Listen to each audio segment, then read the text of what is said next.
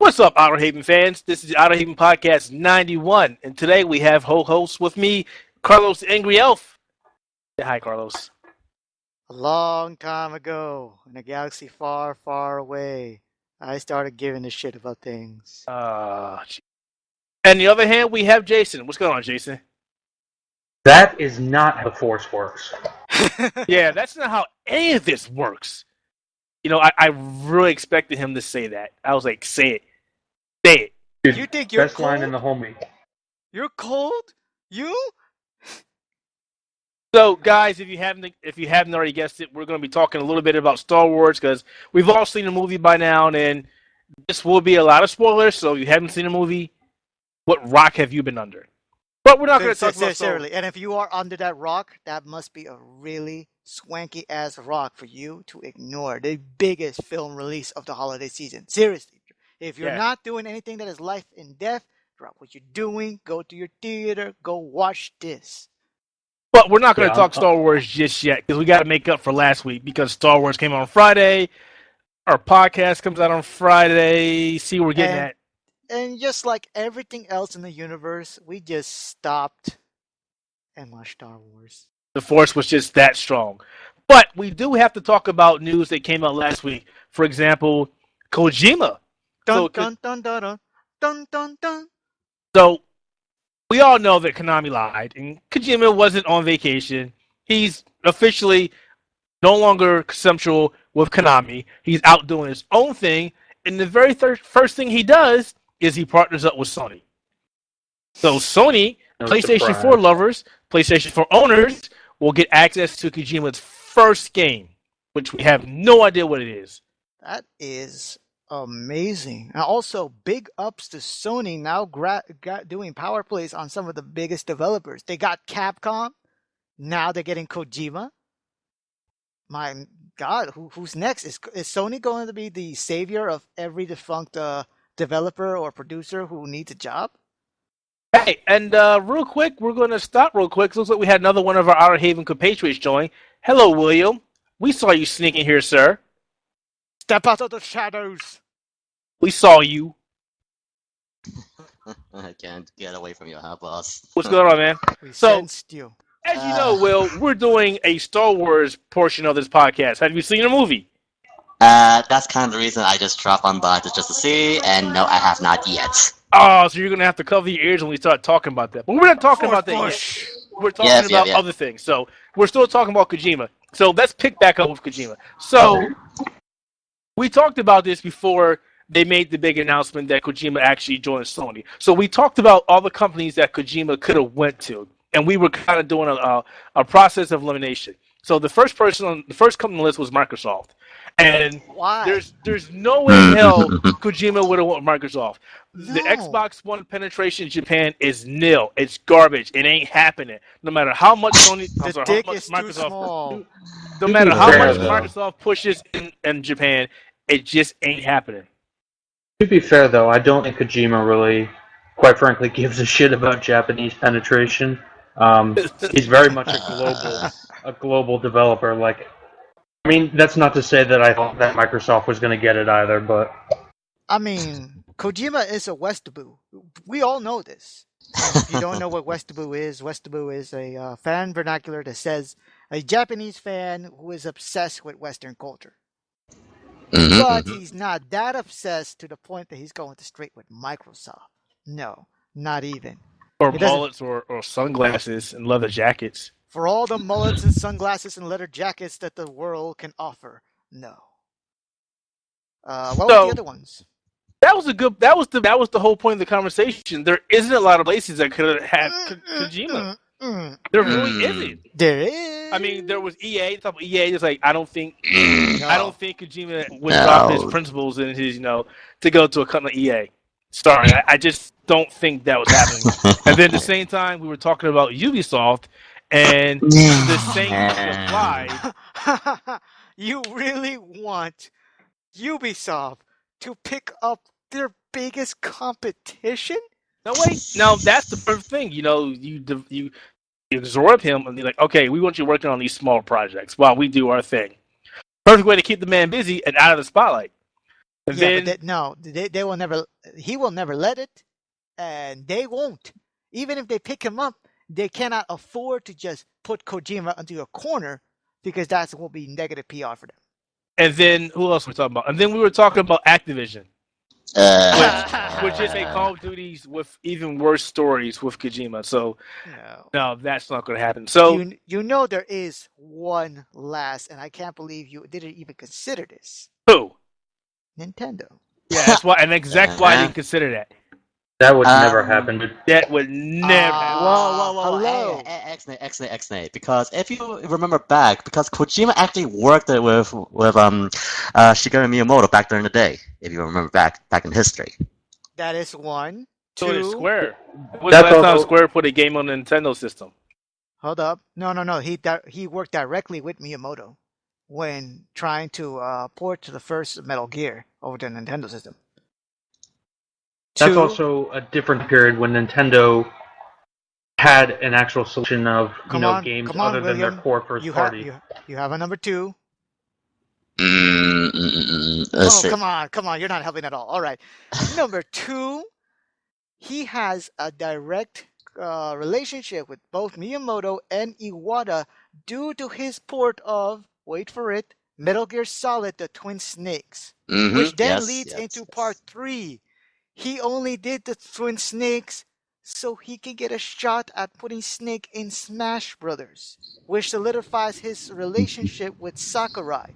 And in fact, the reason why, other than the Konami bullshit, or rather because of the Konami bullshit, why Snake never came back is because Sakurai has a good relationship with Kojima. Even if they offered him all the money in the world, Sakurai would not give Snake back unless Kojima was A-okay with that. He has a solid relationship with Nintendo. And of course, with the acquisition of Bayonetta, they are actually wanting a M-rated or a mature-minded IP for their systems. What better IP would be there than Metal Gear Solid? But that's the thing. He doesn't own Metal Gear. Konami owns that. Well, having Kojima on board is the next best thing. Yeah, but you'll never get that property. And if you think Konami's going to work with Kojima again, God, I would love to be the fly on that wall to find out what exactly happened. Because we'll never know. Well, there is always the process of creating a new IP. Of course. But that's the thing. If you're going to do that, and to get maximum revenue, you're going to want to do it on a system that has a broader impact, which is the business prospect. Which that's true. Is the PlayStation 4 right now. And remember that Kojima is primarily a very visual-based director. His whole thing is, I want to make a game that is as on par with a Hollywood movie. He is the Michael Bay of video games. Yes, he is. Yeah. And at the same time, I agree with you. I think a more apt analogy would be George Miller. Let's not compare Hideo Kojima to Michael Bay. Come on, don't sully George Miller's name with Kojima. Come on. Okay, so let's keep it going. So we've got that out of the way. Now, the problem is there isn't a lot to go on as regards to his first game. And what was the name of the company that he set up now? Diamond Dogs. It's just Kojima. Kojima Productions. Yep. So he's using the same name again. Did they mention how many people of the original studio came over? Did he get all of them back? He got his core group. He got his core producer and his core leader on art direction. And he's trying to pick up a lot of the people that are now out there searching for jobs after they closed down the LA studio. And did it really shitty, too. Really shitty. And after lying to, everybody saying, oh, they're on vacation. No. Everybody knew when they said when he's on vacation, it means, no, he's not doing anything. That's just corporate talk. People saw through that bullshit, immediately. So we have Kojima Production is back. They have a new URL. Well, KojimaProductions.jp. They even have a new logo, very reminiscent of Military Sans Frontier. Which either means he's going to have a small development studio or he's trying to make his own private military company. Or both. Or both. I would not be surprised. So, what would you want to see from the new Kojima Productions? Would Come you want on. to see something in the vein of Metal Gear, or Keith, what would you? No, you seriously. know which game he wants to do. You know it. He's been wanting to do this forever. Quiet Mounds. No. Zone of the Enders 3. He can't do Zone of the Enders. But he's gonna make an XP. He'll make Blown of the Vendors. Blown of the Vendors. Why not? It hasn't stopped either. I've given up all hope for Zone of the Enders when they did the remake of Zone of the Enders, and they were like, it didn't sell well, and it's like, well, you weren't going to do it anyway. So yeah, there's that. Okay. I don't think Kojima wants to revisit anything similar to his old IPs. Right, anything Konami related. Let him surprise us, man. Well, I figured like being finally independent will give him a chance to do the games that he always wanted to do. I mean, heck, we're probably, and yeah, also as well, like finally now being off the grip of Konami, we can finally, perhaps there is a small glimmer of hope we can finally get a new, well, not quote unquote Silent Hills, but finally something with Guillermo del Toro, and not call it Silent Hills. Now, what you gotta remember, here's the downside to all this. So he is independent, but he is independent. He needs the money. So, in order to do the games that he wants, he's going to have to strike a compromise with the company who's funding the development of that game. And he's flashy. Kickstarter. Now, we talked about that too. We talked about Kickstarter. Now, we definitely talked about that. And at the same time, we looked at both spectrums of that. We looked at, Inafune's, My Number 9. Iga-san's Bloodstain. And Shenmue 3. And Shenmue 3. Well, I'm not counting Shenmue because Sony is backing that. I'm not counting that. Oh, okay. A better try. Lab Zero's Indivisible. Oh, yes. I was thinking that Bloodstain was actually the two opposites. So My Number 9 and Bloodstain. Okay. So one end you had Iga, who's doing a fantastic job. His company's being very transparent about what they're doing, the expectation of the game. And then we have Concept, who's barely talking about the game, or was barely talking about the game in the beginning. And then trying to get us to do more voiceovers and two complete different animes, and then extra shit after he already got his couple $1 million for My Number 9. And then rubbing the fans the wrong way about the transparency of what's going on, putting out demos that were crap, putting out another demo that still had issues, and pushing that game back by many, many months. At the end of the day, I'm glad Kojima didn't go that route of Kickstarter, though, because no matter how much money he raised, it would have never been enough. It's just like the Shenmue situation where he would still need backing from somebody. Right. I mean, yeah, I was really surprised when they came out and said, we're kickstarting Shenmue, because it was like, you know how much money it cost to make the original Shenmue? Yes, it pretty much bankrupted them. Yep. So it's like you didn't get a fraction of that, and you're expecting to do something better with less. I don't see how you're going to do that. Well, I don't know. I mean, taking into account inflation, the prices and everything has been changed during over the years, perhaps. So yeah, I mean, I'm glad the Kojima production is up and running again. I'm glad the Kojima is actually with Sony, and I think that was the perfect place for him to go. And I'm also happy to see that, not only is his first title going to the PlayStation 4, but it's also on the PC. Excuse me. And keep in mind that Sony doesn't own him; they're working with him. So who's to say it's a part for this one IP. Right. The next one could be for all systems, or it could be just for one system only. Don't know. But we know what we're getting right now is PlayStation 4 and PC. So his next current project, yes. Glad to see that the debacle is over and he's no longer with Konami. Rest in hell, Konami. Now stay in hell. So, alright guys, so the next piece we want to talk to before we get to Star Wars is something that Carlos loves a lot. Oro? Nani. Did you hear that they put Bayonetta in Smash? That's why I thought it was covered in the previous podcast. Wait, what? I thought it was covered in the previous podcast. No, I don't think we talked about that. We were supposed to do it on Friday, but Star Wars came out. Like all things, Star Wars just penetrates and permeates the entire social consciousness. Now, keep in mind, this is the replacement for past Friday's podcast. We're still doing one. Actually, we probably won't. We'll probably do one after, because this upcoming Friday is Christmas. Christmas Eve. I mean, Christmas Eve. Yeah. So, yeah. So when I was like, "Hey guys, podcast," it was like, "We're at Star Wars. We're watching a movie. We're at Star Wars." Like, I was like, "Okay, whatever." So yeah. So Smash, take it away, Carlos. Woo! All right. Okay. Thing is, last Monday, or was it Tuesday? It was a It was a Tuesday. It was Tuesday. a Tuesday. It was It Tuesday. was a Tuesday. For you, it was a Tuesday. For me, And me. it was, and you. Well, now, not for you. For me, it was one of the most underwhelming disappointments I have Wow. ever seen. Hold on. Yes. All right. In case you didn't realize, all right. The final Smash Direct revealed the details of how to play Cloud Strife from Final Fantasy VII, and we'll get into him a little later, and revealed 2 brand new characters, the last 2 DLC characters coming to the system. This is it. We're done. No more.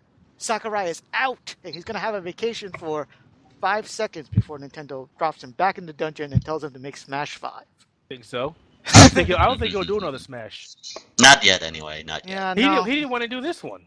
He didn't want to do this one, and he may not do another one. And if this is the last one, I don't know if this was a good way to end it off. But Well, because if you remember in an interview regarding to the Fire Emblem art book, because he says like Smash Bros was the only IP that has allowed him to give a lot of freedom with what he wants to do. So I don't know. It's kind of 50-50 flip. Like he enjoys doing Smash Bros as much pain as it causes him. So who knows? indeed, and a lot of the times he doesn't want to give away Smash Brothers because he didn't trust anyone else with the property, and that's a problem going down the road. Kojima for Smash? Dun dun dun dun dun dun dun.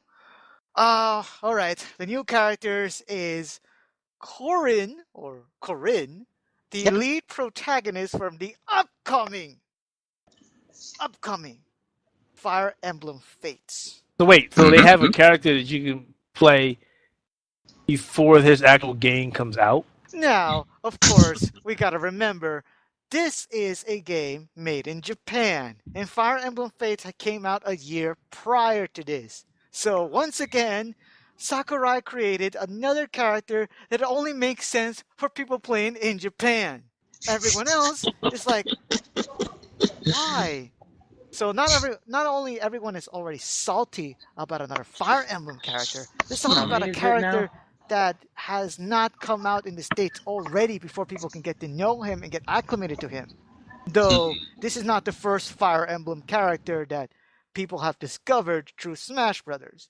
I mean, Roy from Fire Emblem. The original too, Marvin Roy. That I forget the actual game that he came from, but the Burning Seal.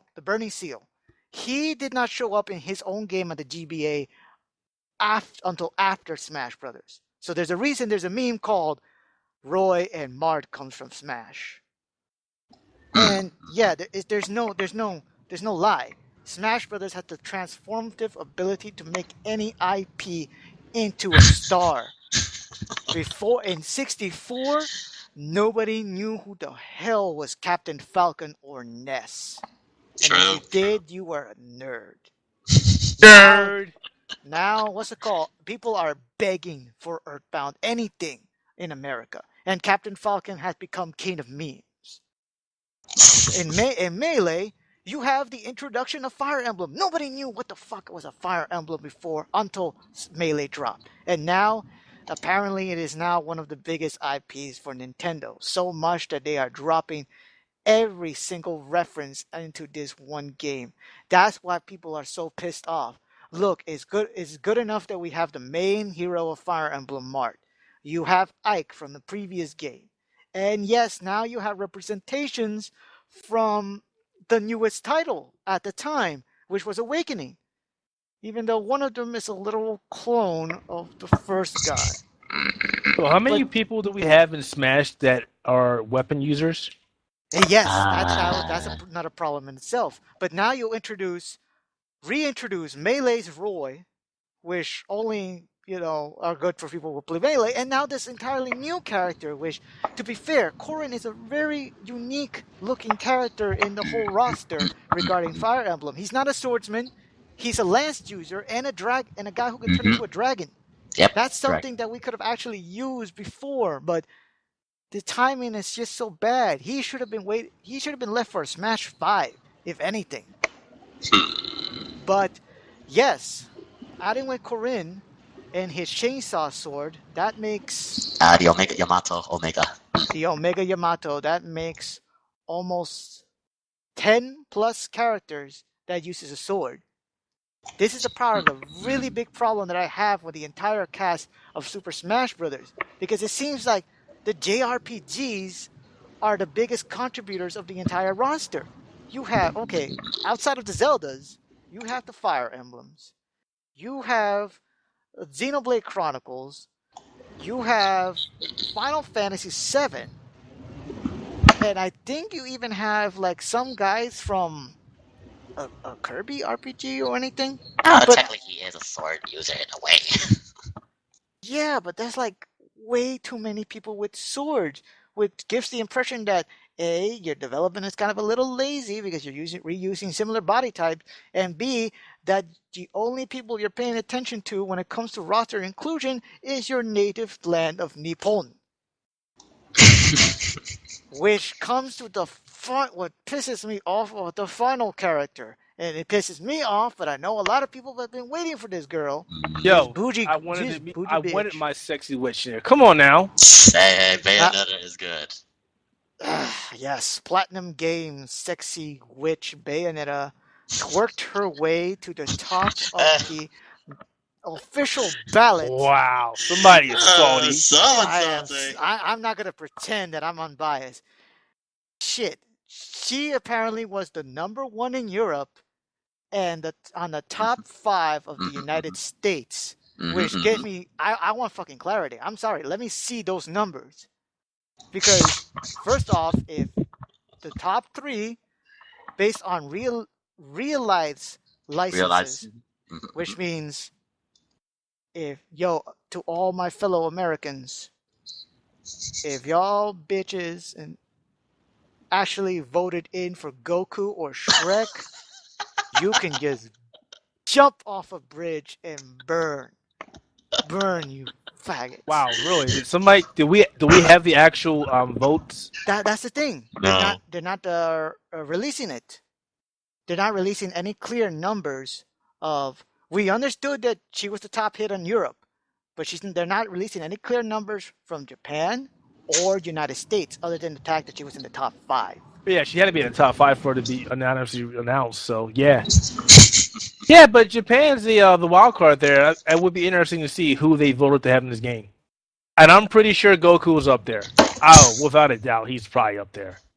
No, I think Japan is a little bit more reasonable, and they understand that. Yeah, you cannot have an anime character into this series. But America, they don't give a shit. They said, hey, guys, pick whoever. They're like, did you not specify that it was just video games? And even if it did, kids will probably just do it for the lulz. It's like, hey, let's put Goku and see if it's funny. At one point, Britney Spears was on the top of the U.S. ranks. Okay, no, that's just sad. That is sad. Why would you do that? Because trolls are trolls. Trolls be trolling. Apparently so. Holy shit. That shit is can. Here's the thing. I'm pissed off because, one, it's another character from a Japanese action game. And while I usually don't have a bias against that, it's like, oh, not again. This will be your perfect chance to actually throw an olive branch to a small Western indie developer. God damn it! I didn't got my Shovel Knight of Shantae in this. Oh boy. That's what I was waiting for all day. Shovel Knight, Shantae. What the hell was the Shovel Knight of me before? Yeah, anyway? I was really hoping that Shovel Knight would come out, but yeah. And then when you think about it, okay, you have Corrin in order to advertise your newest big blockbuster for the 3DS, Fire Emblem Fates. Really? You're going to advertise that and not your biggest holiday seller ever? Splatoon. You didn't jump on the opportunity to include an inkling? What is wrong with you? Man, Waifu Wars is no joke. And it's another character, is another human-shaped character. So she's basically Zero Suit Samus, Wolf, and a little bit of Fox. Hey, I'm glad she's in there. That's all I can say. And I don't even play Smash. Yeah, I mean, again, just remember as well, because I mean, we could probably, as back in when they announced the results, it's like it was faced against all the previous melee characters, including, I mean, I was hoping for Snake as well would come back, because that would be a pretty much big fuck you to Konami as far as I'm concerned. You knew once you started hearing the news about Kojima and Konami that Snake was out of the picture. But good. But I mean, again, for how it is, I mean, I was definitely surprised when, I mean, again, we never would have thought that she would make it back because of whole she's too sexy, she's too fat. But again, how the success we're going to Bayonetta 2 is, it seems to be very much. But Bayonetta 2 didn't even sell that much, or did it not just sell much in America? That's I don't think it sold much. Period. But I thought it was funny. The creator of Bayonetta, I know people asked about her a couple of years ago, and he pretty much told them that she was never going to come to a Smash game. I'm pretty sure he pretty much cussed out people. We're going to Hideki Kamiya? Yeah. And that's weird because, Kamiya has been begging Nintendo, nah, I don't want to give you Bayonetta, but can you please give me Star Fox? Please, please, please. Yeah, here we go. Here's a quote. Enough Smash idiots. Fuck off. That's on his Twitter. Yep. I want to see his reaction to this. Yeah, so it's like, so now what are you saying? Not much. Did he deactivated his Twitter account? Or? No. He's still active. He is still active. He is cussing out people on wearing dirt and just blocking left and right. Because if you remember, and since I did play the game as well, he was only, if I remember correctly, only the story writer of Bayonetta 2. He didn't have any direct involvement regarding to how Bayonetta 2 came to be. He was just a story writer, nothing else. Oh. Because he when Bayonetta 2 first came out, he says, "Do not thank me, thank the other guys, like the beginner of, I don't know, what's it called, something, with the other people of Platinum Games to bring Bayonetta 2, but not him." He was really pissed off about that. That people just like always giving him praises while he did not have any involvement at all. Okay, you know what? I like this dude. He keep it real. He keep it real, and he doesn't want to give praise when praise is not needed. And plus, his Twitter is just absolutely amazing. Hold up. Now I remember a similar situation actually happened. Remember when he says that he never wanted Dante in a Marvel vs. Capcom game? And then as soon as he left for Platinum, guess what happened? Oh, wow. What is Kamiya's deal with his characters in fighting games? They're popular and people like them? Yeah, but apparently he just does not want these guys in fighting games. To be fair, Bebe looks a little bit OP. I don't know. Again, if you remember during the analysis of her moves, like, I think she pretty much is fairly balanced. I mean, the only thing that's going to be really a big, probably, playmaker is regarding to the Witch Time, and it's basically another counter move. Which, I think about how many counter characters are there now? I mean, including Cloud is like, wow. Let's see, all of the Fire Emblem dudes, except Robin. All the Fire Emblem. Let's see, 3 of the Fire Emblem dudes: Shulk, Greninja, Lucario. Yeah, it's like holy. Oh, and I guess technically Jigglypuff? When we counter, it's just a rest mode, really. So. Yeah, but the rest goes on that specific hitbox where they do something. I don't know. I never figured out how that works. Nah, man. Okay, fair point, fair points. But yeah, and regard to like Bayonetta, like the witch stamp, that's probably the more biggest thing. But everything else, like you gotta from how Sakurai explained it of like actually kill stealing other people and how just more or less be very very combo based, very technical. Yeah, I can see her going very top tier. A lot of analysts have been saying that she may be one of the most tournament-worthy characters in the new roster. I mean, heck, you thought Ryu was combo based. Heck, I can only imagine how Bayonetta was gonna come in now. Boy. But one thing for sure, like I said, the only thing that ever excited me about the whole thing is the prospect of learning how to play as Cloud. And after like a good week with the character, I can say he's okay. Oh, really? I thought he was fun. I thought he was fun too. But a lot of people are gonna.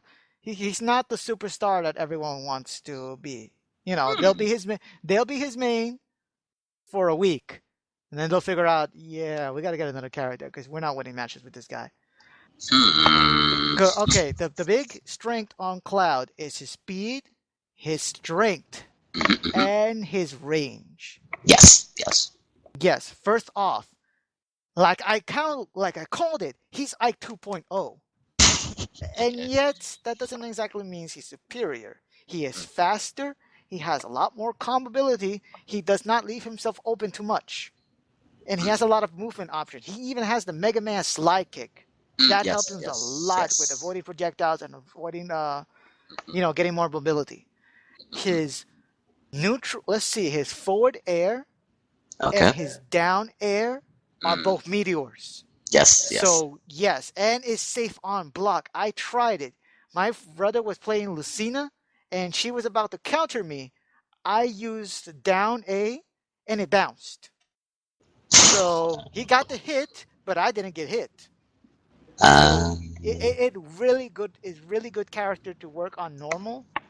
His specials are kind of useful depending on the situation. Blade Beam is going to be your go-to. Because that's zoner, straight zoner. If you can't attack up front, you're gonna control the stage with that. It is both comes out very fast. The whiff of the attack makes it kind of hard to really do short hops, and the length of the attack goes half the stage. So it's perfect for edge guarding. And yeah, and the only thing that's kind of like I personally believe is like his recovery is upbeat. Oh no, yeah, let's get to that. But first, all right, you guys, turn this into a Smash podcast. Let's go. We got other stuff to do. Okay. Just you finish it off, Will. You just finish it off. I don't know. Personally, for me, I really enjoyed. I mean, Corrin's. I can understand where the thought is coming from. Like, yeah, I'll bring another Smash character and a game that's not even came back out here in the US. Okay, I can understand that. But however, because if you're like, as you said before, like Sakurai magic, anything he touches is gonna get blown up to the point it's gonna get star power. Fire Emblem already blew up. It's trying to blow up someone else. Blow up these scrubs. I would take a character from Xenogear Chronicles X over another Fire Emblem. Wow, you're gonna take what? One of the shells? Really? The Scales. Why not have the Scales as a final smash and pick some other guy? I don't know who, but I'd rather them blow up the new kid rather than just establish more of from Fire Emblem. Fire Emblem finally got that popularity. Let's move on. Speaking of moving on, yeah. So apparently, while we were doing this podcast, Jason unearthed some news about a possible role-playing game coming out for Star Wars. What is that, Jason? Again? Okay, so actually, I completely missed this. This news is actually a couple days old. It's from Friday. It looks like it's Star Wars news. It looks like it really just got glossed over because everybody was out seeing Star Wars. So just a little bit of background. This is actually a story I've kind of been following for a while, particularly because I'm a Naughty Dog fan. And Amy Hennig, who What? used to work on the Uncharted series, it was well known that she left Naughty Dog to join Visceral Studios a few years ago, and she specifically said she was working on a Star Wars game. Yes, I remember that. And then back in June, Nolan North, famous voice actor, Nathan started Drake. talking about how her game, Nathan Drake, started talking about how her new game that is, was going to be more of an open world game. And now, apparently on Friday, Geek Nation pointed out some new job postings over at Visceral. And I'm just going to read a quick description here.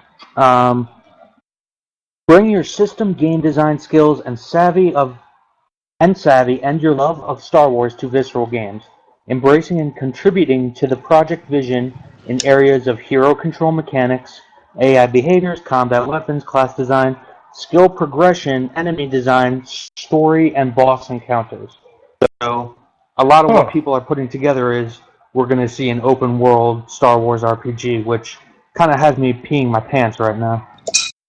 Wait. Open world Star Wars with RPG elements? Yo. Precisely. Please. I don't know, guys. I still have a little warm spot in my heart for Star Wars 1330. Yo, that's what I was gonna say. Please. Did they got the development rights to 1313? That would be perfect. Yeah, but I think that was all. This is going to be done in cooperation with EA, so I don't know if they're going to go back to that IP. I mean, that game was canceled. It's canceled. But it's so easy. Just take the remaining assets that you have and just use that. I mean, Who knows, man? It looks they might so utilize good. with it. Now, Visceral. What type of games have they made prior? What? Visceral? I thought they were canned, wasn't it?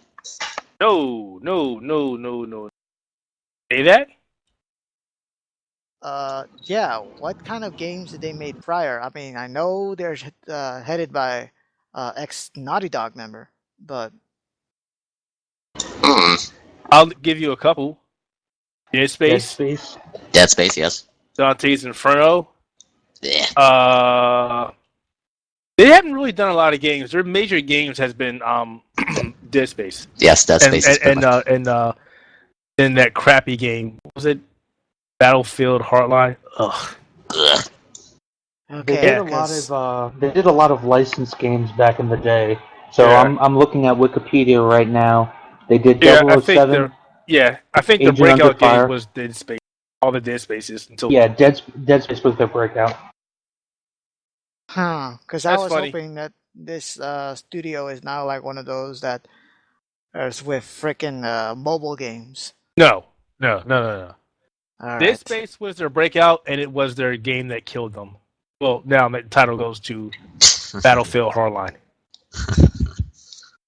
All right, so we're done with that. Hopefully that comes to fruition and we actually see it. That'd be awesome. Yeah, exactly. I mean, it's just nice to see an actual, they're actually hiring people to make this game. Now, Great. to be fair, what are your expectations? Do you think it's going to be... Amy Hennig is working on it, so I have fairly high expectations. On story-wise, yes. On story-wise, much. because Well, that's has what we need. I mean, if the story's great, then everything else should fall into place. All right, so we've reached our halfway point, and we are now free to open the floodgates and talk about Star Wars. So, all right, then I'm here. Goodbye. See you, Will. No, you're supposed to leave. You can't just mute yourself. It's not going to stop you from hearing us. No. Goodbye, Scream, Will. but we can't hear you when we talk about spoilers. We'll put you in the AFK room. There you go, Will. All right, guys. So we all seen Star Wars either Friday or Saturday or yesterday. We've all seen the movie. And I've seen it twice. okay, so what did you think about it? Hell, Okay. yes. Okay, we need a little more substance than that. Jason, All you right. go first. You want to? All right, I'll start. So I was very surprised, actually, that I'm fairly certain after two viewings that I like the new cast of characters better than the original cast of characters. Wow. Wow. Not say that the old characters were bad, but the new characters are just. I think they're better written. They're deeper. Yeah. No, they really help by the fact that they have a new director, a new a writing perspective, and just like the original characters, and this is why the prequels never worked. They're relatable to the audience that they're going for. It sure is a long time ago in a galaxy far, far away, but you can imagine these characters being normal in our type of world. That's what worked with the original trilogy, and that is what's working with this one. Yep. It also helps that, not to, again, I feel like it's going to sound a lot like I'm trashing the OG trilogy, which it couldn't be farther from the case. I love the old Star Wars movies, but at the same time, Harrison Ford was kind of the only person on that cast that really had the chops, whereas in this movie, everybody's bringing their A game. Huh. Well, define chops. You're telling me if he had he sounded more natural. He was a little bit more swagger. What do you mean by that? No. I'm just talking about in terms of acting. Well, Okay. in terms of of Harrison Ford was the only tested actor, and even to this day, you could tell that Carrie Fisher in this newest movie wasn't really at his level. Whereas I felt she was kind of out of place. To be honest. Yeah, exactly. Nah, she was phoning it in very much. It didn't help that even after she worked out and lost 30 pounds for this role, that she's not the same.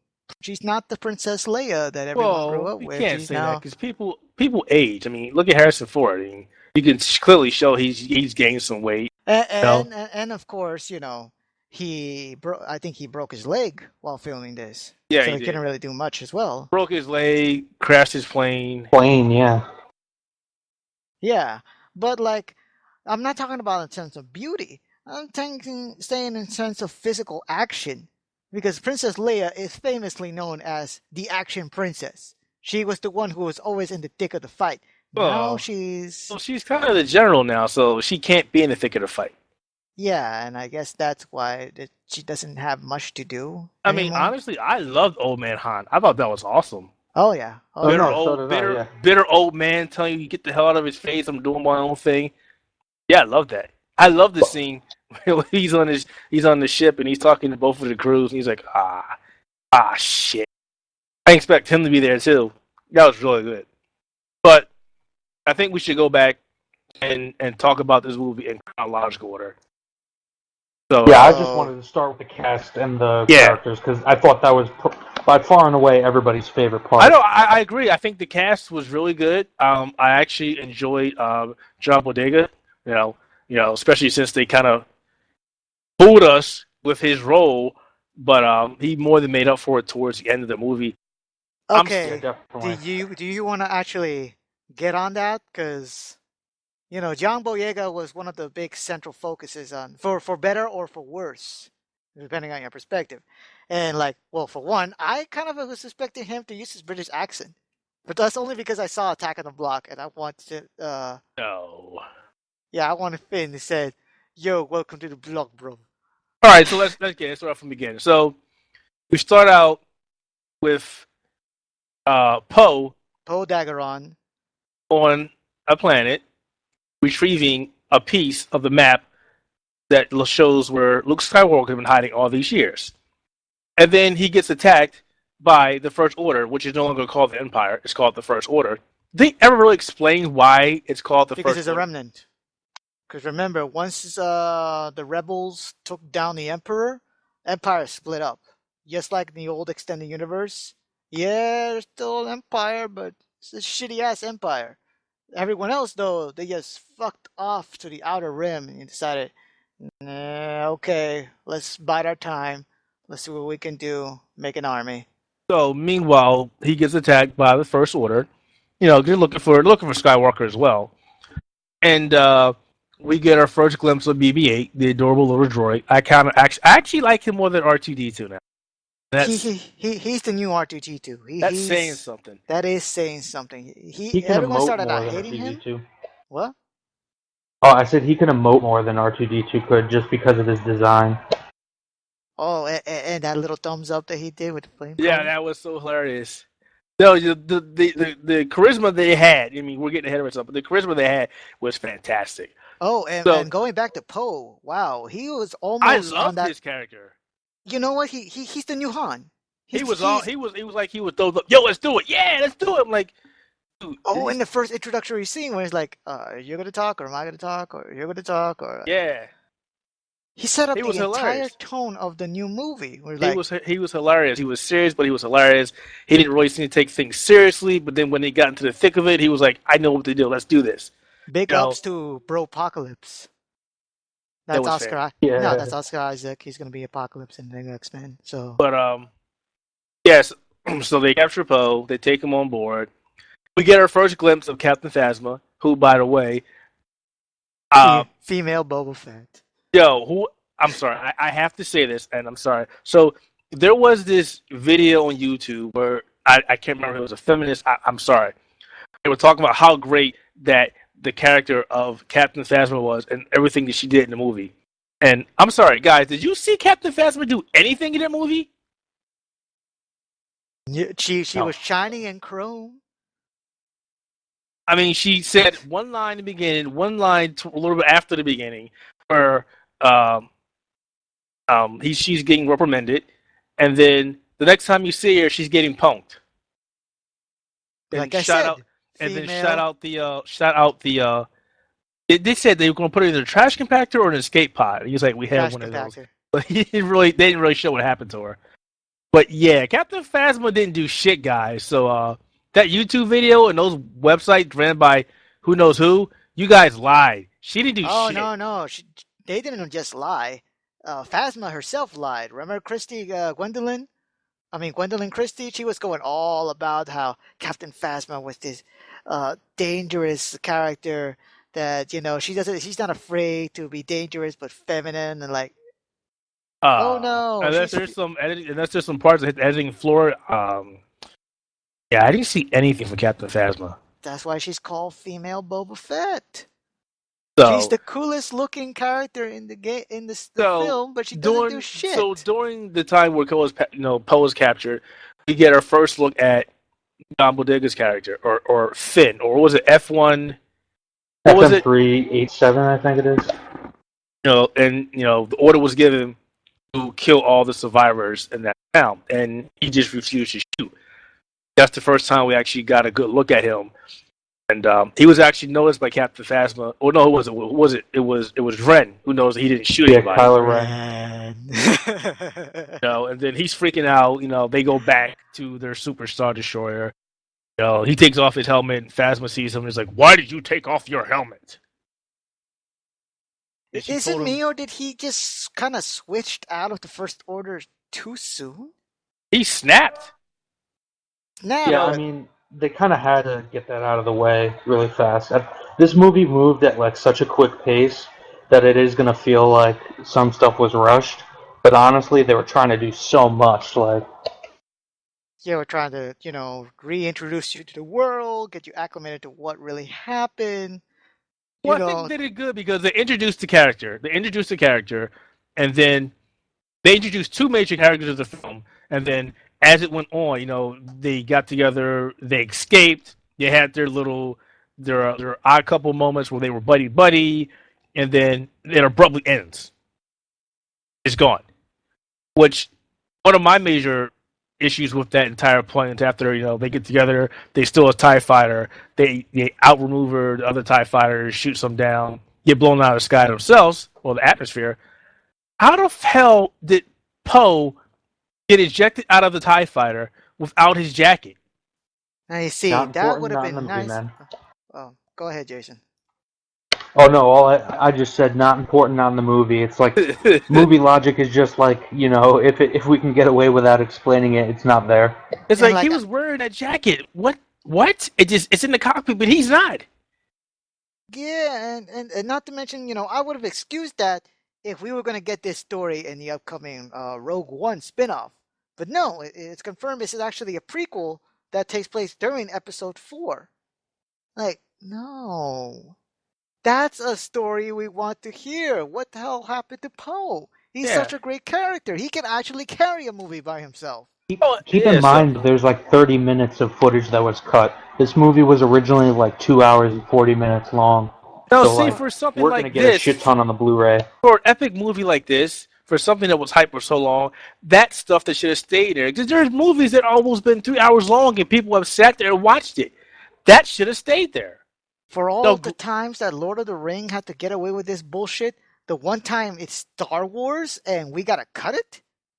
Now, granted, they probably were thinking money towards the long run. Hey, it's going to come on Blu-ray. People are going to buy this to see this 30 minutes of footage that didn't make it. Fuck yes, it's going to sell Blu-rays. Hell yes, it's going to sell DVDs. People are going to want to see it. What are you talking about specifically? You're talking about Poe? The length of time when Bo got out of the TIE fighter till when he returned back with the rebellion. How the hell did he got out of Jakku? And what the hell he has been doing since? Again, I think it's one of those things, if you think about the story, like, Poe is an awesome character, but the story isn't really about him. Like, I think they wanted to focus on Finn and Rey more than Poe. So, but before we get into Rey, which is a very fascinating character by herself, why don't we talk just a tiny little bit about our villain, Ren. Yeah. One of the few legit badass moments that he got when he met Poe. Freezing the blaster with just the Force. Come on. That moment right there is like, oh God, look, it's the Vader fanboy. What is he going to do? Oh shit, he's a legit threat. Never mind. You have my attention, Mr. Ren. Yeah, no, they did a great job of introducing that character. It was only until he took out the mask that people stopped giving a shit about him. I'm sorry, I'm getting ahead. Let's keep going. Yes, you are. Well, I mean, I don't know if it's that important to, like, talk about the movies sequentially all in order. No, but it'll help set the mood and help, set the spoilers mood. So Right. Let's talk about Ren. I mean, Rey. Rey. So Rey is actually an interesting character. And all we know is she's abandoned on that planet. We know nothing about her other than she collects junk every day to survive. And she's very skilled with machines. She knows her way around machines. So surprisingly, instead of Finn being our Luke Skywalker, kind of turns out it's Rey. It's Rey. Which is, hype that, Finn was a Jedi. Turns out, no, he's not. He's kind of like the normal. If you really want to think about it, and no disrespect to Finn fans or anyone, but he was kind of the Princess Leia. In a way. I think they did a good job, like, slicing up aspects of the original 3 characters and kind of, like, distributing them amongst the new ones. Because there's, like, a little bit of each of them in all of the different characters, which I really liked. Yeah, me too. And not to be fair, Finn had his Luke moments. Exactly. And it was hype when you saw him with the lightsaber. And him fighting superior foes with the lightsaber. I will tell you, if it was Luke from New Hope fighting that... I won't say that, because he got his ass beat. By the one stormtrooper with the baton. But is a one stormtrooper from a days where they were preparing for Jedis to fight him, versus a dude that has just literally just turned on the lightsaber for the first time.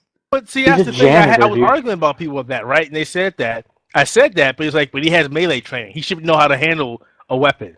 He was a stormtrooper. But he was like also a janitor. Yeah. He was the janitor of the stormtroopers. So why was he even out there in the first place? It was his first mission. I don't know. Yeah, that's what it said. Yeah, that actually got a little controversy because there was one scene where the general, I think it was one of Ron Weasley's brothers,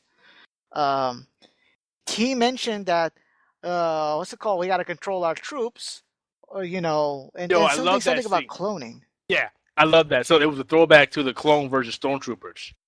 And I'm thinking, wait, are they home-growing these guys, No, or? they're volunteering. They're stealing them. They're But capturing them. Finn says that he was literally born to be No, part of. no. He said he was literally born. But remember, later on, he says he was kidnapped from his family at a young age, and then raised as a stormtrooper. So the stormtroopers are actually volunteers and people they take. The clone troopers were people that were actually grown. And there's that humorous debate among Star Wars fans that stormtroopers are the ones that can't shoot worth a shit because it's not in their genetics, where the clone troopers can. And they reference that in several movies. Well, not several movies. They did that. I believe they talked about that in Rebels. Yeah. Remember that one episode? Remember that one episode where Rex was like, the stormtroopers suck? Yeah. The clones are already better than them. And then they referenced it again in this one. Yeah, I'm telling you, dude. Like, that actually makes a lick of sense. But even if, they were clones, they were not clones of Jango Fett. So they could have been a little bit more defective. And this is where Finn comes in. Like, he's one of the most effective clones of all time because he has a conscience. Nah, they were definitely recruits and people they stole. They got out of it because they said that. They definitely said that he was kidnapped as a child. So remember, he broke down a Rey and explained all that. Well, Rey, on the other hand, she has a lot of the same motivations of Luke Skywalker, and in a way, a very similar journey. So, all right. So we'll just talk about the major points. All right. So Rey, he eventually goes with Han Solo, Chewbacca, and Finn, and they go to another planet. I forget what it was right called. After finding the Falcon. Right after finding the Falcon. And that he keeps losing that damn chip. Yo, how many people? I can't remember the chain that it was, but he lost it to one person. They lost to another person. He lost to another person who lost it to the last person that had it. That was sitting, in a scrapyard. Yeah, and after he stole that from Lando. And how did he lose? How did he not find it? But he found it in space because he's like, if I can find it, anybody can find it. Well, how did you not find it on this planet then? Well, I mean, he had to have already been heading towards Jakku, and they just happened to be flying away. I don't know, man. It's the Force. That's how it works. No, that's not how it works. It's not how it works. But, yeah. So she goes into the bar. They start talking. Finn decides he wants out. He's done. He goes downstairs because the Force is calling her to her father's lightsaber. Are you sure it's her father's lightsaber? Yeah, I still don't know. No, it's Luke's. So it has to be Luke's. So going to this movie, I had two predictions. One, I guess we'll talk about in a little bit, came true. The other, I guess we're going to talk about in a little bit too, half came true. But part of that second prediction was that Rey would be... Alright, I'll just say it. Rey would be Kylo Ren's sister. Kylo Ren, for those who did not know... No, don't spoil it. Don't spoil it that much. We're getting there. We're getting there. Alright, I just got to make this point about Rey, though. I can't do it without talking about it. She's a Skywalker. She's a Skywalker. She is a Skywalker. I feel like she has to be one way or another. And I think I'm still pretty sure she's Han and Leia's daughter. I don't know if I'm buying into the Luke. I think it's another misdirect. Well, but they don't talk. But they don't talk. I mean, yeah, they did the same thing with Princess Leia and Luke. Yeah. But they don't acknowledge it. Obi-Wan flat out lied to Luke, and it would make sense if maybe Han didn't even know he had another daughter. You know. I think it's Luke's daughter, but I think it's Luke got with somebody. Or, third option. It could be a child from one of the Jedi families that was destroyed when Kylo Ren and the Knights of Ren went all apeshit on Luke. Which, you gotta feel bad for the dude. He went through all of this bullshit with his dad and the Emperor to bring back the Jedi, a little semblance of the Jedi. He finally got his little training facility, and wouldn't you know it, he wound up with the same fucking problem Obi-Wan had with his dad. Another apprentice that fell to the dark side and got rid of the Jedi. What's that thing they say? History repeats itself? Oh my god, the Skywalker men just have shitty... Well, also can't you gotta get remember, shit done. Who? I'm trying to remember. Who was the main baddie in this movie? Snuko... Snoke.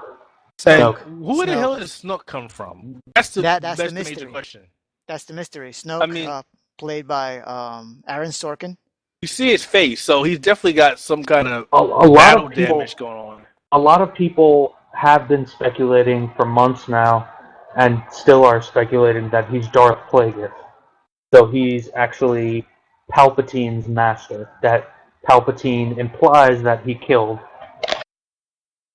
But isn't Plagueis kind of in a way a romanticized character? Like he was like this dude that created life, and he wanted to. He was a little more neutral than Darkseid, because remember there is that theory that he also knew how to conquer death, though, and it looks like, look at his face, it's all messed up. Yeah, but he also he's obviously the super evil dude. So what does he get out of making this theory that he created Anakin? He was the one who pushed the midichlorians. Think about it. I'm you. Okay, no. I'm the master of everybody. I'm sending you out to go fuck with the Jedi. I'm sending Jason to go fuck out the Jedi. And if you get killed, oh well, I'll get somebody else to take your place. Yeah, but it kind of blew up in his face because he's was also alive. But he's still alive. He was still alive, but Anakin, if you believe that shit that Lucas said, he fulfilled the prophecy. He killed the Sith and brought balance to the Force, which I think is a bunch of hogwash. But well, you could debate the Force all you want. I mean, there's a lot of back and forth, speculation, biblical, all that fun stuff. Well, one thing though is that J.J. Abrams brought it back to where it's supposed to be. It's a spiritual Force, no midichlorians at all. Yeah, well, they mentioned that was never going to happen again. Never, ever, ever happen again. No political subtext, no talking about sand, nothing. So, although Hayden Christensen is rumored to be filming for Episode 8. So. What? Why? Dude, Force Ghost, man. But why not just an old dude to play Vader? I know, right? I don't know. I think it's I don't think it's a real thing. I think it's just a rumor. Okay. But I gotta say, we did gloss over something real quick. I have to say that one of my favorite scenes in the entire movie was definitely when Rey and Finn and BB-8, and she's trying to fix the ship. And Finn and BB-8 are talking back and forth, and he's like, "You gotta tell her what the base is. You gotta tell her what the base is." And he's looking back at, Rey, and he's looking back at Finn. He's looking back at Rey, and Finn's like, "Tor." That was just classic. Oh, yeah. Oh, right. Like, what's going on? Do you have family? Do you have a boyfriend? Cute boyfriend? And then BB-8 gives him a thumbs up. Oh man! And the reunion with Leia. And the the Resistance. I was expecting Leia and Han to kiss, and they didn't. They just, it's like that old bitter couple. Like, it's me. Okay. So now we're going to finally get to it.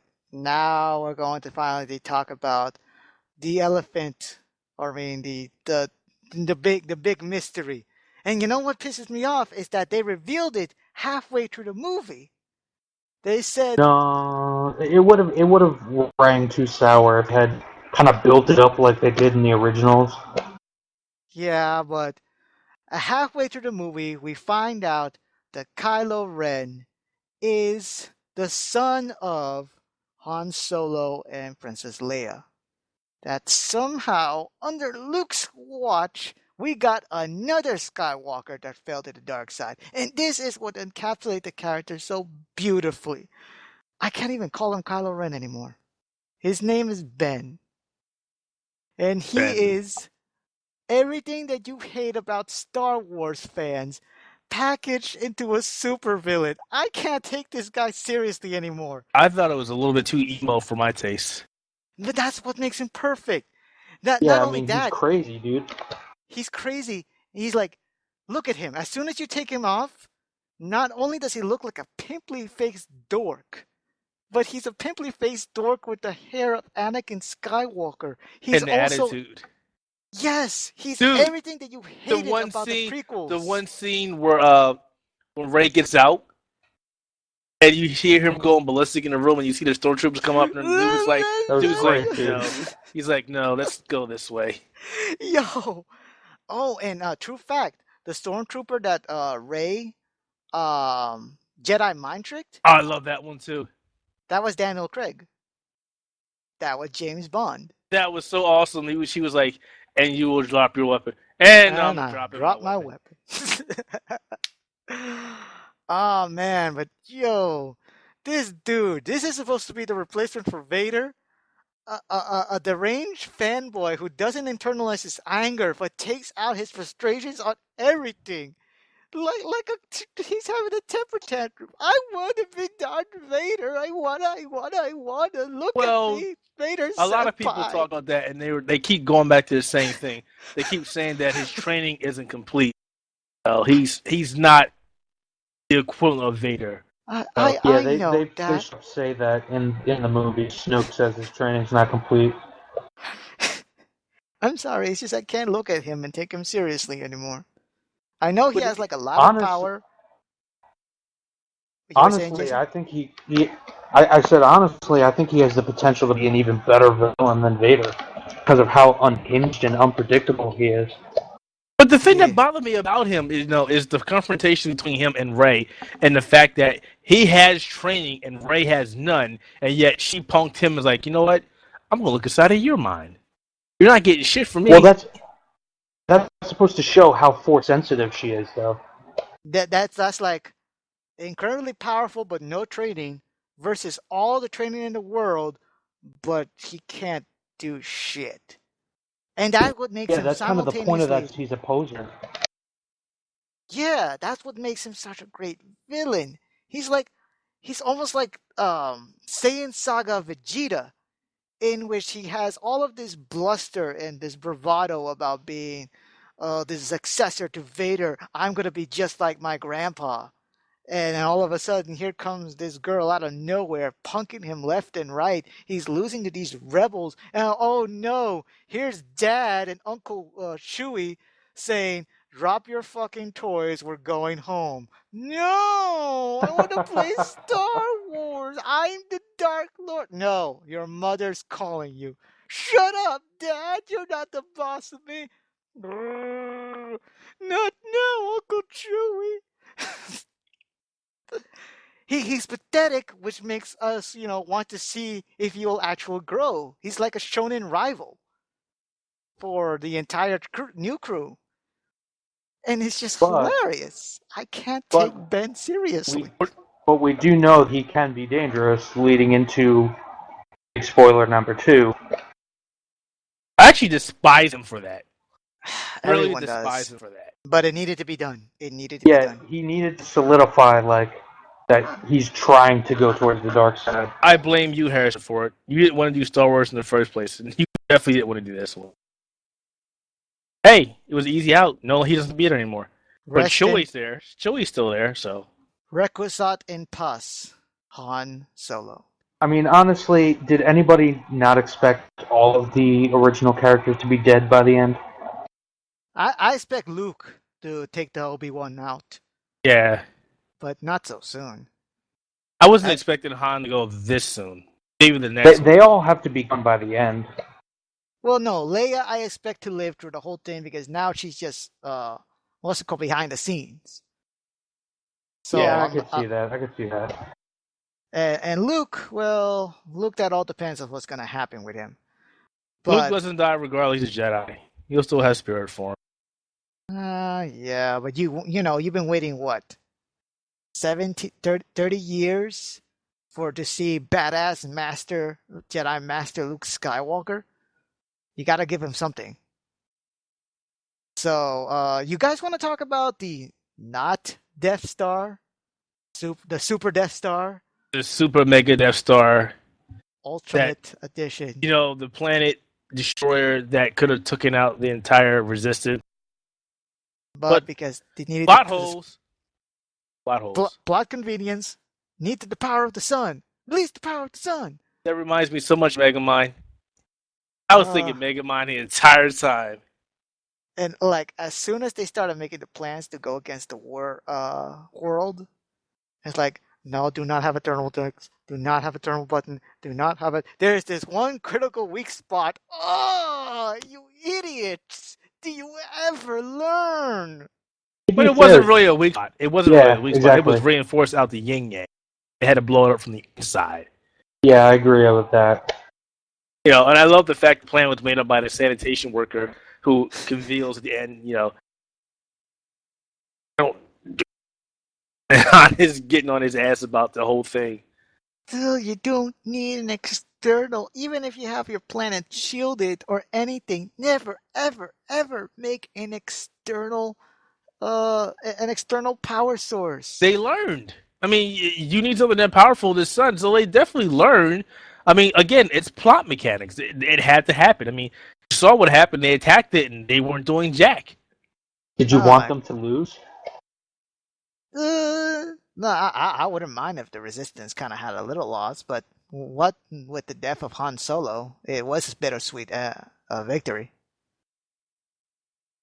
And yeah, I just guess like the internal logic is like, oh my god, the Empires have the worst architects in the galaxy.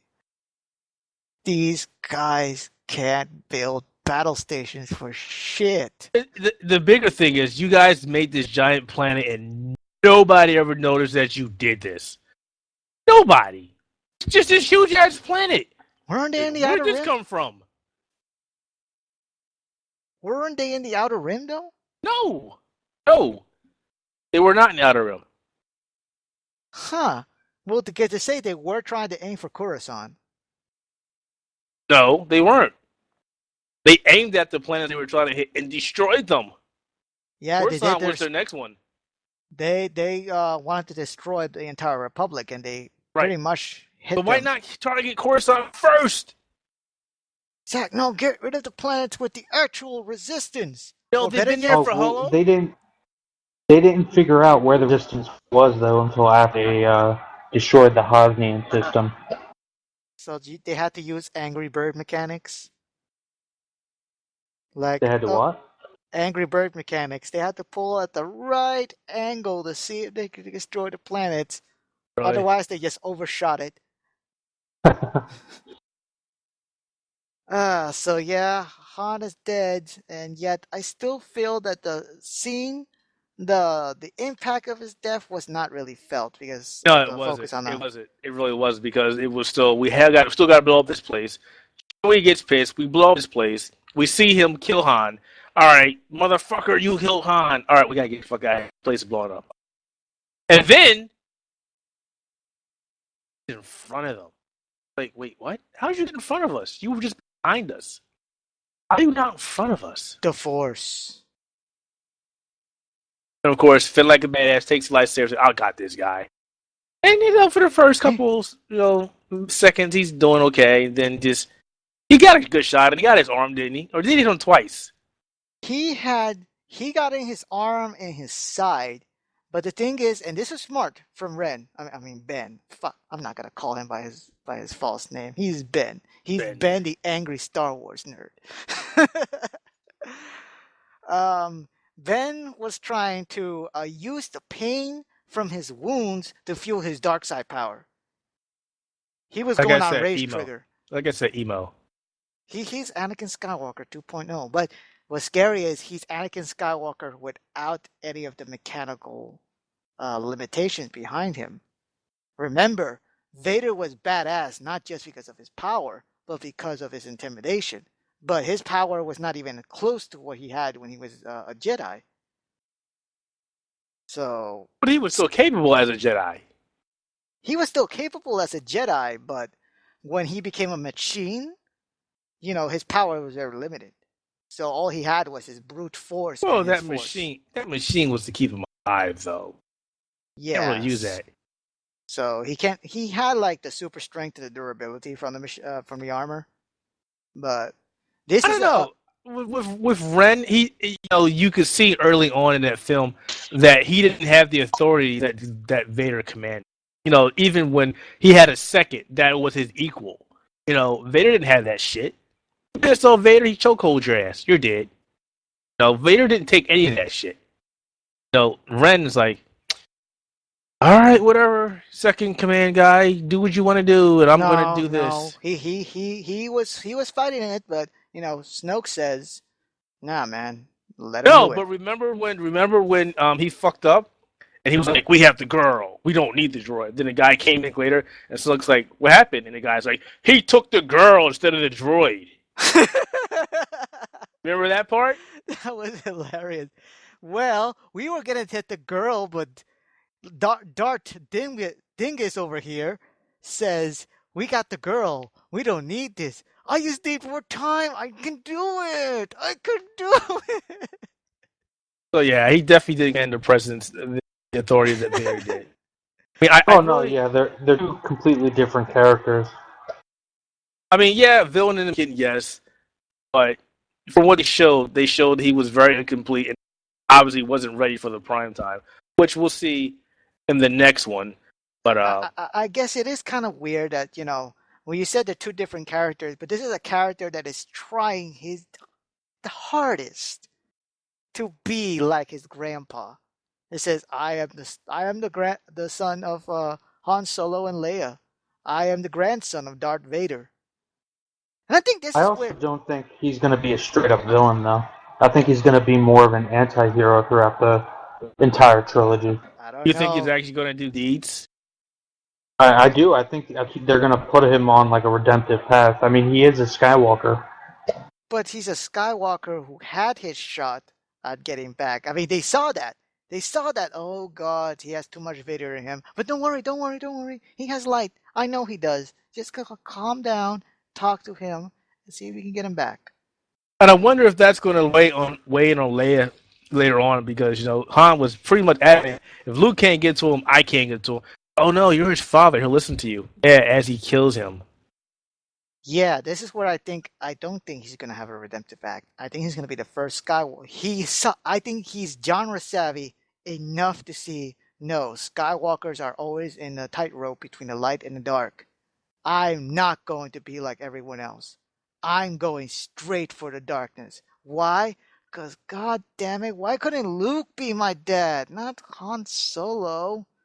I think that's his whole beef, is that what's it called? He now found out about that if your grandpa was fucking Darth Vader, wouldn't you want to be like grandpa? Well, my uncle was we're also assuming a Skywalker, lot. so We're also assuming a lot. We actually don't even know why he turned to the dark side. We don't know like how any of it happened yet. Yeah, that's true. Luke, come on, you better have a good excuse. Why is your shit not together? You're Luke Skywalker.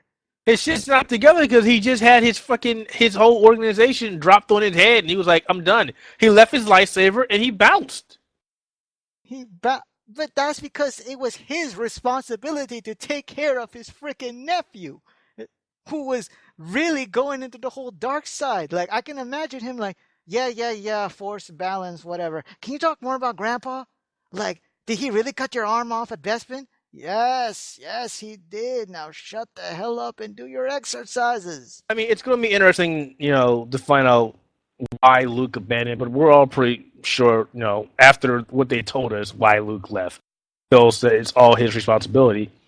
And for the most part, it is, but he didn't know that was going to happen. He didn't know that, he should know. He was going to get, shoot up in the head and somebody else is controlling him and influencing.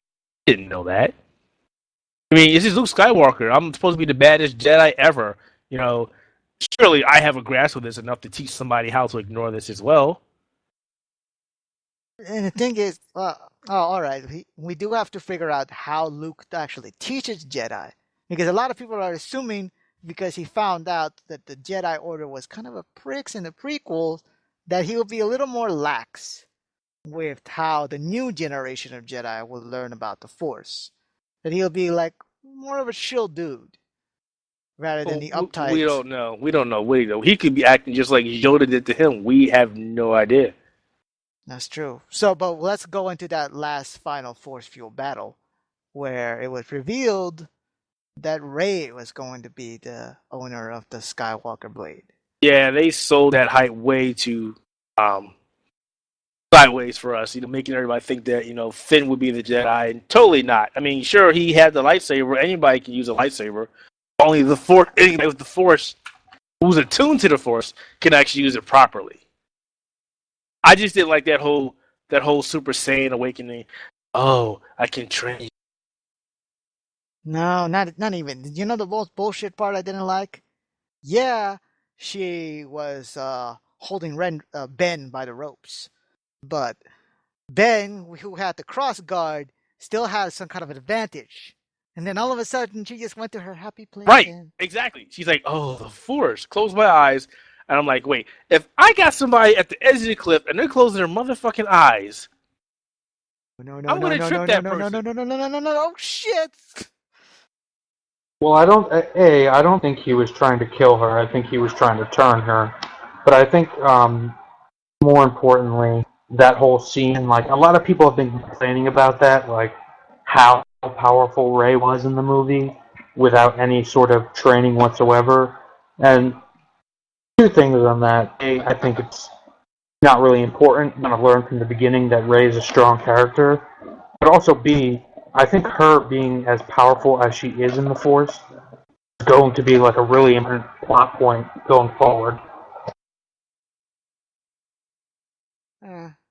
If you're going to be if you're going to be all salty about it, there is another perspective.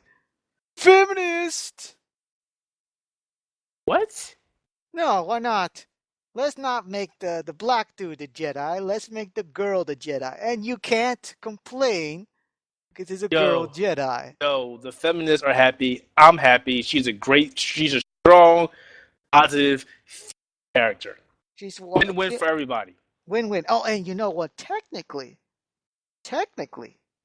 Leia is strong in the Force, but she's not a Jedi. Nah, Leia's not. Nah, she's not a positive, strong female. What the hell are you talking about?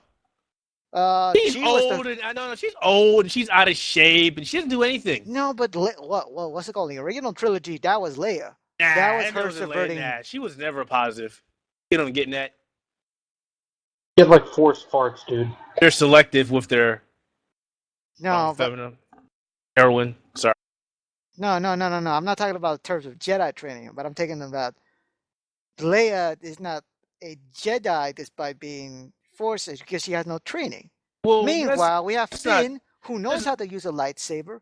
How is it not tangible that, maybe with just a little bit of training, well, he can be technically, kind of a Jedi too. Remember, the Force flows to everybody.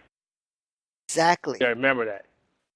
No, none of this midichlorian genetics bullshit it goes through everybody. It's just certain people have an easier access to it. Right.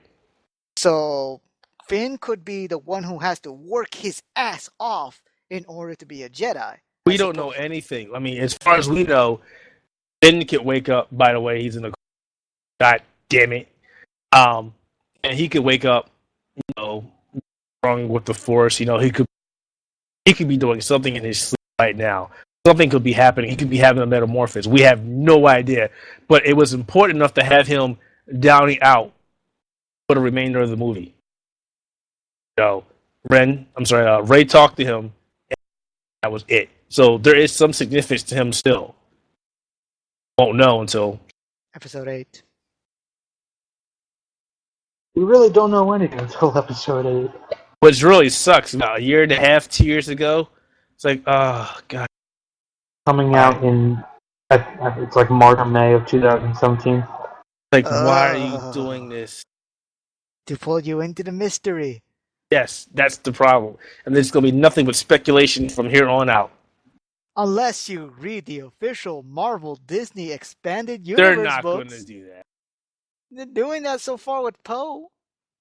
His backstory was explained through the prequel books. And I don't think they're going to do that with the Nation. I don't think they would do it. That spoils the mystery. Then there's no real reason. Well, there's a reason, but there's lesser reason. That's one of the cliffhangers. What's happening to him? What's going on? What's happening with Rey? I don't think they would dare touch anything with the elements until the movie. You don't know Marvel Disney. They'll touch some elements, just not the elements that are important to the plot of the next movie. But is there anything else you guys want to touch on before we jump off Star Wars? Great film. Great. I think I It told my redeems the wife. franchise. I told my wife when I left, I got to come back and see it again. It made me stay to the end of the movie. Not a Marvel film. There's nothing at the end. Oh, yeah, that's true. People were expecting because Disney bought it out. There's going to be an after credits scene. Only I'm glad Marvel they didn't films do that. that. I was like, when have you ever known them to put anything at the end of a Star Wars film? There's nothing here. Let's go. Exactly. It's just that cliffhanger with Luke. God damn. And Hamill looks really good. I thought he was going to have like the old shortcuts that they had with him, but no, they went full hippie. No, he said that. They made him grow that. He had to grow it for the film. Like he looks like the dude who's also a Jedi. He looks like a monk. He looks like a nomad, isolated from society. Not just a monk. He looks like specifically like a hippie. He has the long hair, the beard, the disheveled. I won't say. I hope he's the dude. I hope he's the dude as a Jedi. And maybe one tiny little laugh that reminds me of the Joker. I don't know why. No, dude, I have a feeling episode 8 is going to be pretty fucking depressing. It always is, isn't it? Yeah, I think we're done. Great film. All right, Will, if you want to jump back in before we end this podcast, come back in, sir. We're done. Oh, you're there. You rang, boys? Hey, you listened. You got spoiled. No, I pretty much muted my speakers. I did not hear squat. All I just hear is like, he told, and that's the only thing I've listened to. So I did How not do hear you that know how squat. to get in? Hello, I'm a ninja. It's a plot hole. It's a plot hole. Come on now. Plot hole. It's not important. God damn that it, movie. J.J. Abrams. So, anything you want to add, Will, before we get on out of here? We're gonna be doing another podcast this coming Christmas Eve, correct? Or no?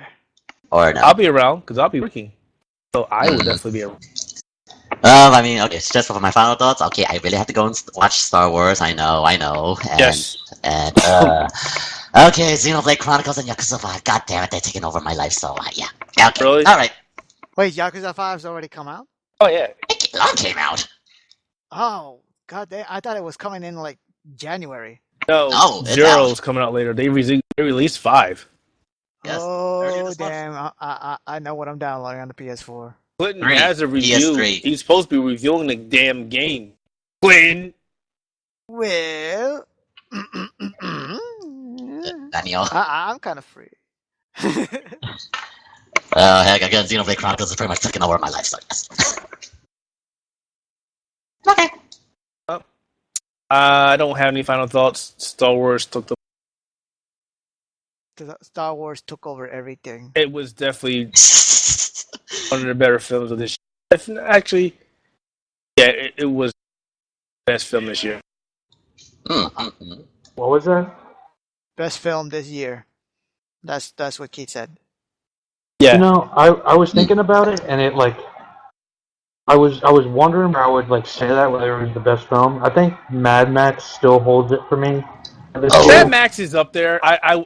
It's a really close tie, but I still want to give Star Wars the edge just because I was more of a Star Wars fan than a Mad Max. Taking nothing away from Mad Max. Mad Max was phenomenal. It was literally one giant car thing after another. Yeah, no, they were both great movies, and I think I don't know if I really ever could choose one just because I loved Mad Max so much, but I'm such a huge Star Wars fan. Oh. I have mean, a little everything more else- complicated. I mean, Fast and Furious 7 was good. Avengers, I was actually pretty disappointed with Avengers. Ant-Man was good, but it wasn't on the quality of Man. No, of course. I was not disappointed because that just proves me right. The Marvel machine is finally shutting down. Well, not shutting down, but it's slowing. I wouldn't say that. I think that the Avengers machine. I like when they have individual. Yeah, Project but is still with out everything for- being tied close to the Avengers, the only Yeah. film that you can see that really breaks that cycle is Guardians of the Galaxy 2, and that's because what's his name? That guy, he's directing it, and he famously doesn't want anything to do with that continuity. James Gunn. Yeah, James Gunn doesn't want anything to do with that shit. And he laid it down for Marvel or no sequel. So they had to back down. We don't know how close Doctor Strange is going to be with the Avengers. We know Black Panther, Captain Marvel, and Inhumans are going to be very close with the Avengers. And of course, there's the big ass crossover that is on its way. So that all can it really sustain itself without the Avengers franchise? We don't know. I doubt it.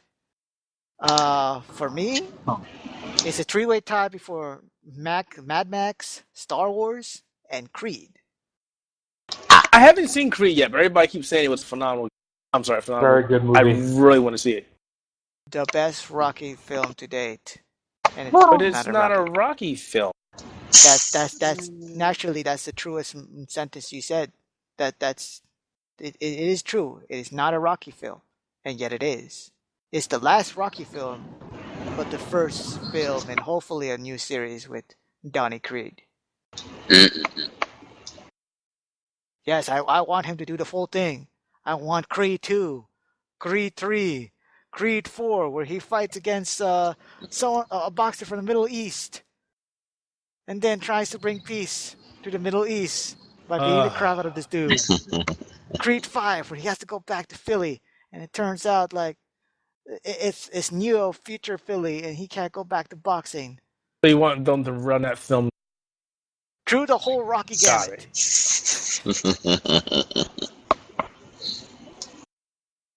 All right, guys. Yeah. Oh, we're done. So we're not doing. What? So we're not doing the outro now. Yep.